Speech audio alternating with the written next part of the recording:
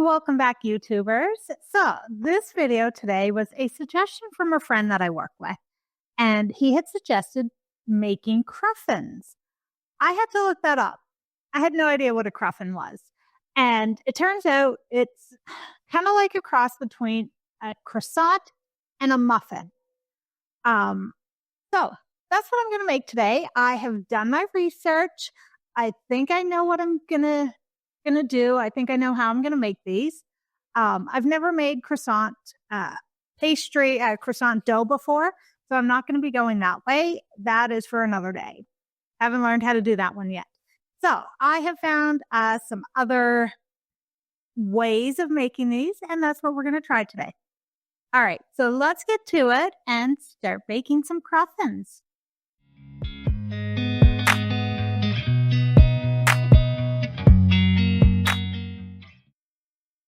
All right, so to get started, you're going to warm up a half a cup of milk to 110 degrees Fahrenheit. Then you're going to add a half a tablespoon of honey and mix that together.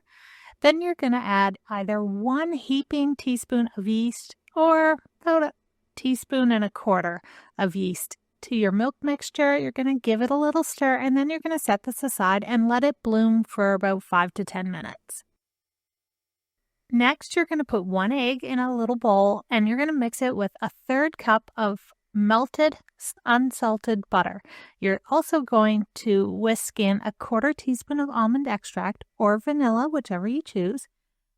And then I'm going to add 1/2 cup of vanilla infused sugar, and I'm going to whisk that together really, really well, and then I'm going to set this aside. All right, so for the flour, you have 2 options, and currently I am making both these options at the same time. So I have 2 cups of pastry flour mixed with 1/8 teaspoon of salt. I also have 2 cups of all-purpose flour mixed with 1/8 teaspoon of salt. The pastry flour, I have 1 cup on reserve for when I put this all together and start kneading it.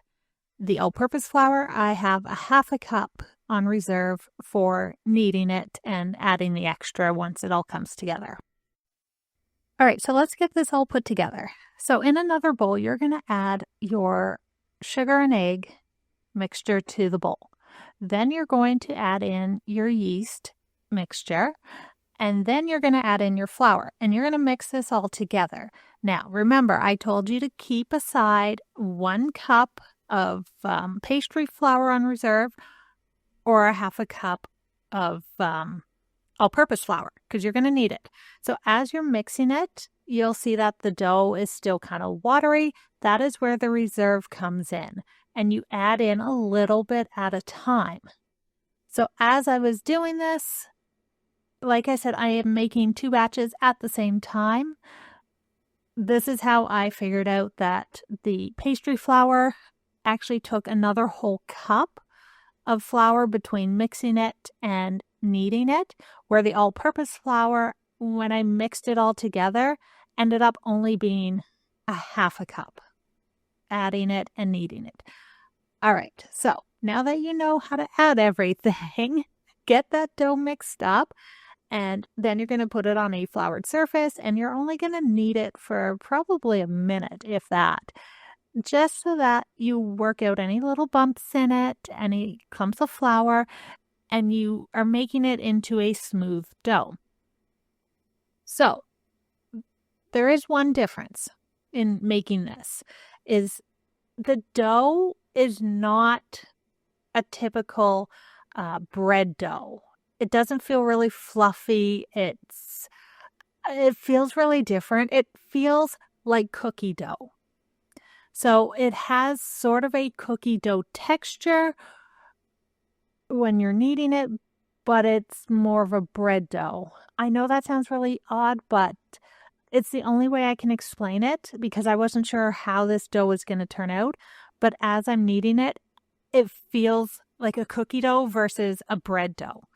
So now I'm going to put it back into a bowl. I have a lightly greased bowl. I'm just going to roll it into a ball, put it into the greased bowl, cover it with some plastic wrap and a tea towel, put it someplace warm, And I'm going to let it just rest for about 4 hours and then check it and see what I should do next. The dough is almost done resting, but before I start shaping it, I'm going to mix up some cinnamon sugar. So I'm using a half a cup of white sugar, and I'm just mixing it with a tablespoon of cinnamon, and I'm going to use this for when I roll out the dough. All right, so the dough has been resting for about 4 hours. I am just going to lightly flour my work surface, like super light, and I'm just going to dump the dough right out onto it. It really did not rise much. Not much at all. So, oh well. Let's see how this works. So this batch of dough, I'm going to cut it into 6 pieces, which means it's actually going to make 12 of these cruffins. The other batch of dough that I'm making, I'm only going to cut it into 3 pieces, so it'll make 6 cruffins, but they are going to be gigantic. All right, so cut your dough into even pieces. You're only going to work with one at a time, so put all the rest back into the bowl. Working with just a small piece of dough at a time, you're going to roll it into a rectangle shape. Well, as close to it as you can. And you're going to roll it out really, really thin, like paper thin. Not like a cinnamon bun. They're quite thick. You want these to be really, really, really thin. Once you have it rolled out, then you're going to take some very soft or melted butter and you're going to use a pastry brush and put it all over your dough. Then you're going to take that cinnamon sugar that you just mixed up and you're going to sprinkle a coating of it all over your dough. All right, so now you're going to roll your dough and you're going to roll it into a log shape the long length of your dough. And you do not want to roll it up too tightly. You're not rolling a joint. You want this to be just loosely rolled because when you slice it lengthwise and it falls open, you will have all those beautiful layers. And that's what you want. You want to see all those layers because now you're going to take one of these long lengths and you're going to either tie it in a knot or twist it, twirl it, whatever you want to do. But you're going to roll it in a way that all the layers will show, and you're going to put it into a well-greased muffin tin.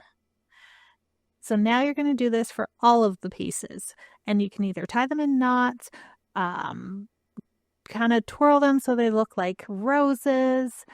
You just want to make sure that those layers are showing, and as they bake, will open up a bit. All right, so the ones I'm rolling right now, this is the dough I cut into 6 equal pieces, and then I cut it in half lengthwise once I rolled it out. They just fit into the muffin tins nicely. They're going to be a small little cruffin. So now I want to show you what the other ones look like, my jumbo ones. So for these ones, I had to be really creative in how to get them into the muffin tins. Because it's a lot of dough, but I wanted that really high-rise top on them. So I also wanted to show you guys the difference between cutting them into smaller pieces versus, great big cruffins. So right now, as you can see, they really come up and over the muffin tins. So I think these are going to be gigantic. Once you put them in your muffin tins, remember to cover them with some plastic wrap and let them rest for probably an hour or overnight if you want. They would be great for breakfast the next morning. So these are my small ones, the ones that I cut into 6 pieces to make 12 of them. And then these are my jumbo ones. Like they are gigantic. So now I'm going to preheat my oven to 400 degrees Fahrenheit and pop these in for 15 minutes. While they're hot right out of the oven, I am going to brush on some melted butter, and then I'm going to sprinkle some cinnamon sugar on them as well. And these look amazing. They smell amazing. These are the mini ones. I also have the jumbo ones here to show you. They kind of overbaked on the top a little bit, but they still look great. You can see all the layers. So get that butter in there and then sprinkle some more cinnamon sugar. let them cool just for a minute or two, and then take them out of the pan and go eat them. All right, you guys. So my cruffins turned out really well. And they, I did overbake them by about a minute or two because I have issues with cinnamon bun type desserts. They tend to underbake in the middle and overbake on the outside. That's an issue for another day. But today, yes, I did overbake them just slightly, but they are amazing. Oh my gosh, they are so good. And they're like flaky and they pulled apart like as I unraveled it. Like you can kind of see as I'm doing this. It pulls apart. They taste like cinnamon buns.